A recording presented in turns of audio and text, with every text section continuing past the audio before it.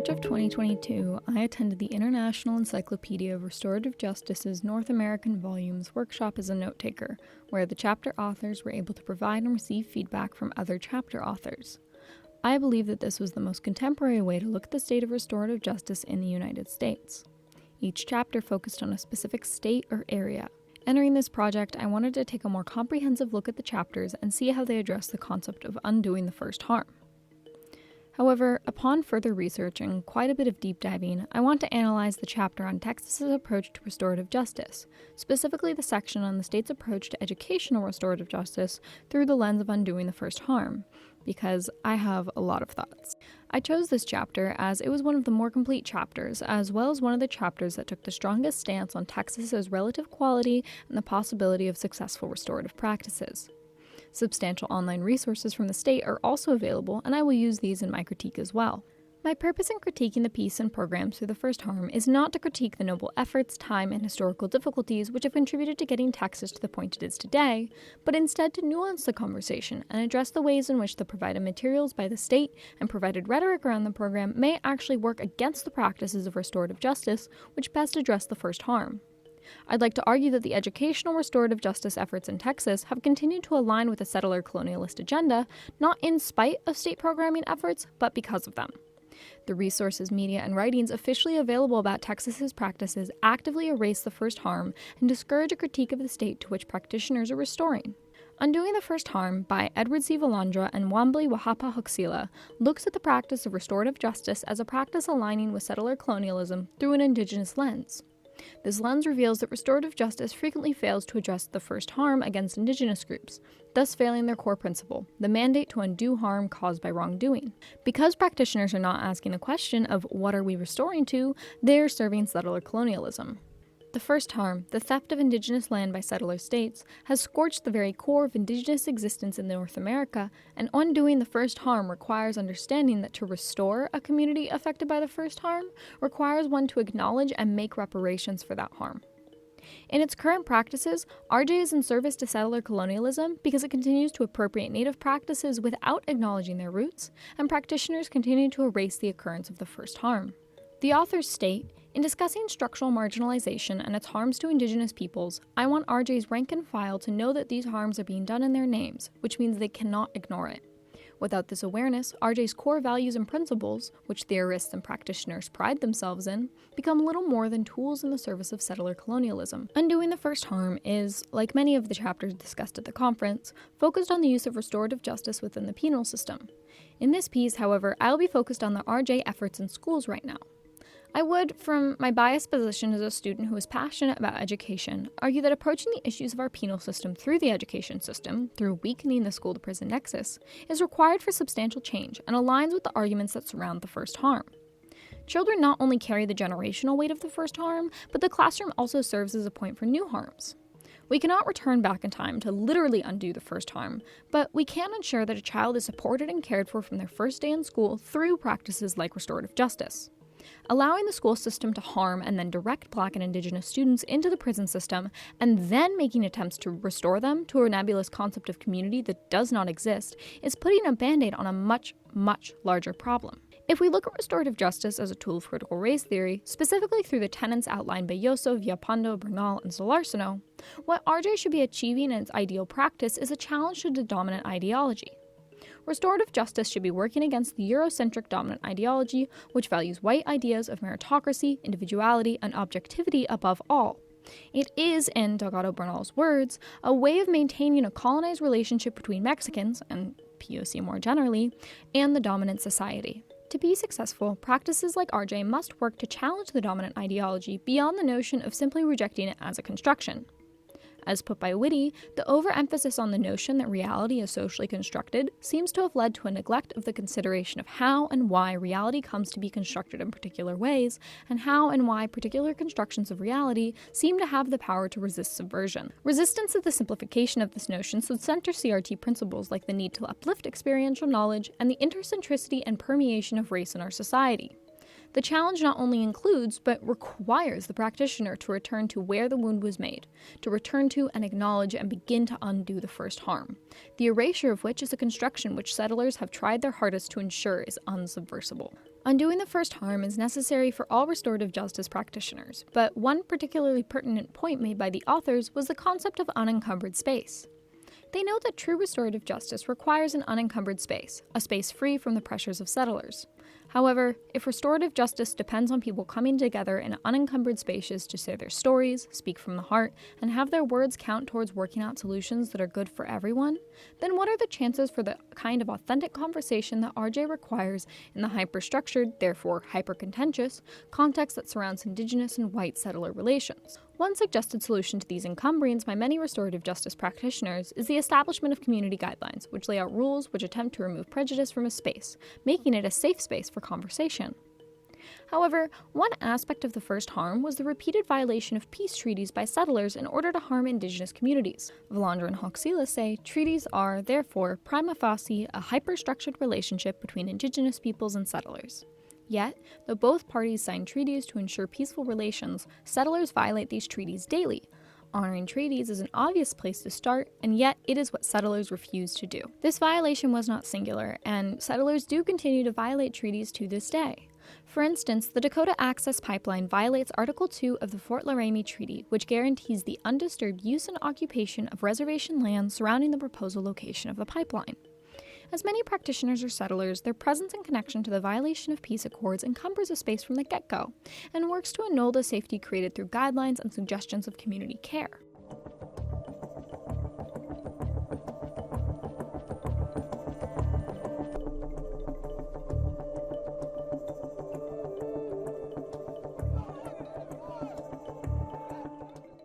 The question we must then ask is, can unencumbered space truly exist? Especially within the institution of schooling, I would argue that unencumbered spaces are extremely rare, if not completely unfindable. A space that feels unencumbered to some is possible, but is it possible to create space that is entirely unencumbered within a settler institution? Likely not. The question is, then, whether imperfect, encumbered restorative justice is something to work towards, and what encumberings can be acknowledged and lessened through practices. How do practitioners implement truly restorative practices that address the first harms without crossing into the realm of disingenuous performance? Marilyn Armour, a professor at UT Austin and the founder of the Institute for Restorative Justice and Restorative Dialogue, writes her chapter on the enigma of restorative justice in Texas. The enigma to which she refers is the simultaneous high rate of penal practices and the high rate of restorative practices in the state.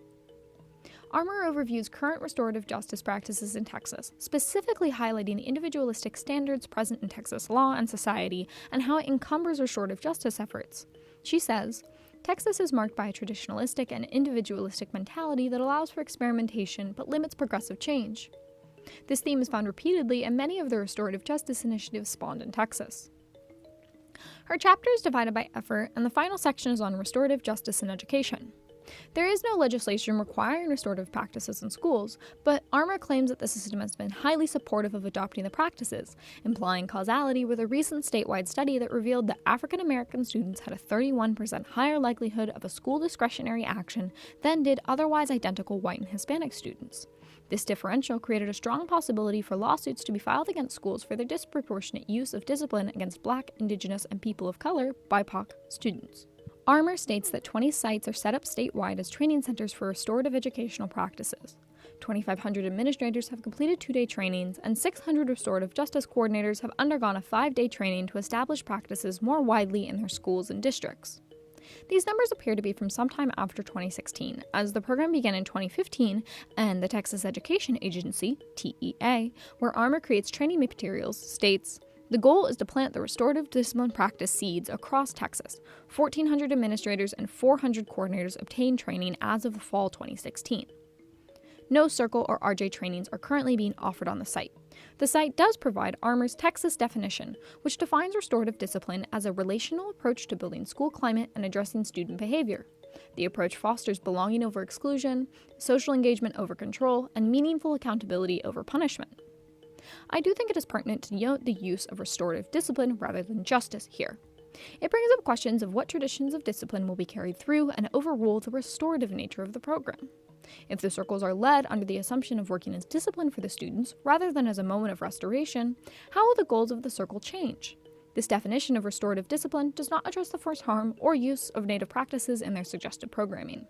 This is a trend. 7 short videos then follow this discussion, which overview the facilitation of a circle, taken from an in-person training session run by Gay Lang, a senior advisor to the Texas Commissioner of Education and the Director of Restorative Practices.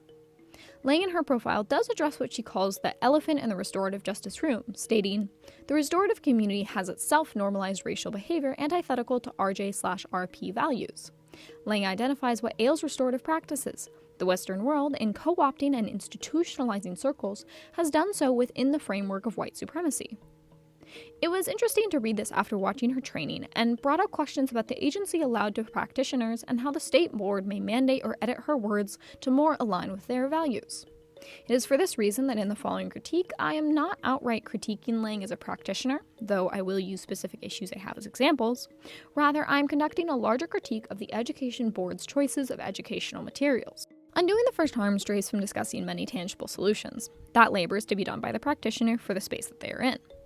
They do, however, discuss the popular RJ tool of the talking piece, suggesting a piece which, in any circle or gathering concerned with justice, mindfully centers the first harm.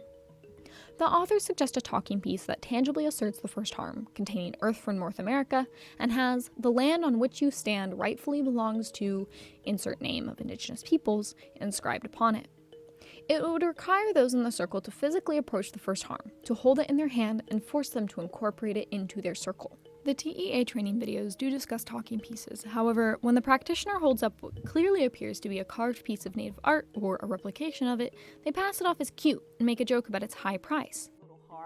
This stick was given to me when I went to a training. I think it was in Dallas, and I did the training, and they had these little sticks. I said, "Oh, these are so cute. I would like one of those." She said, "This was a $20,000 training." I said, "Well, you can keep that stick. I'm good." But I said, "Dr. Lang, we'll give you one." I said, "You're so sweet. Thank you." And of course, in the use of Native practices, circles, talking pieces, rituals, there is a requirement for the address of the first harm and the presence of Native influence on these practices. These videos do not establish these acknowledgements, nor are they provided in the lesson plans on the site. Not only is this an erasure of the first harm, but it is an infantilization of indigenous populations through the use of adjectives like cute being used to describe pieces of art.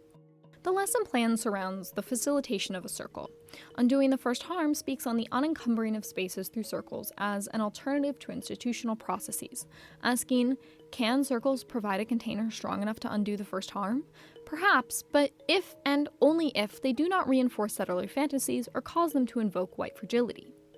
The simple existence of the circle does not make it an unencumbered space, as theories discuss that the circle creates a container, but a world fills that container alongside the participants, and what truths are believed in that world are integral to that unencumbering. I believe settler practitioners are often inclined to believe in a magic proposed by the circle, so as to not require them to do the work to unencumber the circle on their own. This is much like the liberal practice of colorblindness, where one claims that race neutrality creates an equal space, rather than acknowledging the constant presence and implications of race, which requires actual work. In Part 7, Closing the Circle, Dr. Lang ends the circle with a poem. This is a common practice to use a poem or quote to start and end a circle, but I thought that the one chosen was interesting. I use for everything. The Wise Woman's Stone. A wise woman was traveling in the mountains, found a precious stone in a stream. The next day, she met another traveler who was hungry, and the wise woman opened her bag and shared her food. The hungry traveler saw the precious stone and asked the woman, "Can you give that to me?" She did so without a hesitation. The traveler left, feeling excited and rejoicing because he knew that that stone was worth a lot of money and would take care of him for the rest of his life. But a few days later, he came back to the old woman to return the stone. "You know, I've been thinking," he said. "I know how valuable this stone is, but I give it back to you in the hope that you can give me something even more precious. Give me what you have inside of you that enabled you to give me that stone." That is the end of our circle, and I think while the message here, to encourage others to be gracious and willing to share with others, is not necessarily problematic in any way, the idea of giving stuck out to me. Earlier in the series, in video 5, A Tool in the Tool Belt, Dr. Ling encourages facilitators to give themselves to the circle. And you give yourself when you do circles. And that's why they're so powerful, because we just gave some of ourselves in this circle right here. I think that for facilitators, it is important to fully give oneself to a circle and to the process. However, I wondered how this ideology might complicate in an RJ space that is encumbered by the first harm. And when children who carry the first harm, are being asked to give themselves into a process that does not have this true restoration in it, they are being once again asked to give themselves to settler colonialism for the sake of bettering those and the space around them. Even the most salient, well-meaning assertions within RJ work alongside settler colonialism when the first harm is erased. Armour concludes her chapter with the assertion that RJ initiatives in Texas are marked by grassroots experimentation, visionary leadership that comes and goes, and interplay with and among state institutions that control the permeance of specific programs. The state's individualistic culture allows for, even celebrates, innovation and experimentation. However, that culture is also considered traditionalistic, which means governmental control is minimal or done by political elites, economic interests prevail, social services are minimized, and little change is extolled. As such, restorative justice initiatives are tolerated if they serve the state's interest, e.g. reduction in school suspensions to ward off a possible lawsuit. I think this is a well-said distinction of the role of the state in these matters, something which is certainly reflected in their materials. The RJ lessons they show discuss concept of improvement and leadership, and not about the societal failings specific to Black and Brown students that have made such programs necessary in the first place. Texas's version of restorative justice is designed to encourage an individualistic mindset. Other restorative efforts in the state are marked by ideas of volunteerism, self-determination, and independence. Armour uplifts these as aiding in structural change, but in her conclusion fails to address the community building aspect that is integral to RJ, instead uplifting the leadership required for these practices and once again failing to mention the first harm or the contemporary societal issues which have developed since and have determined the need for new methods of justice in the state. The restorative justice efforts in Texas barely acknowledge race and race's role in the matter, and certainly do not acknowledge or critique the dominant ideology. Without this assertion of the existence of the dominant ideology and the first harms which have propped it up, there is no possibility for challenging it, no acknowledgement of a wound that must be healed, and no truth in the broad claims of compassion.